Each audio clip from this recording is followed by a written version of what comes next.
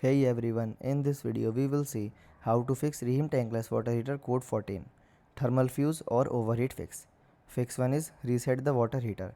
Turn off the water heater, then unplug it or switch off the circuit breaker. Then wait about 5 minutes. Restore power and check if the error is gone. Second one is let the unit cool down. Turn off all hot water faucets, then leave the heater off for 20 to 30 minutes. Then restart the unit after it is cooled.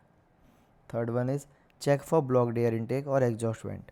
Turn off the heater, inspect the air intake and exhaust vent, then remove leaves, dust, nest or other debris.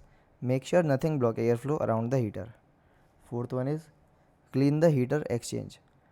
Turn off the gas, water and power, then flush the heat exchanger with a descaling solution if mineral buildup is suspected. Then rinse the unit roughly. Then restart the heater. Last one is check water flow. Make sure the cold water supply valve is fully open, then clean the inlet water filter if it is dirty. Verify that all plumbing valves are fully open. Test the heater again. Thanks for watching.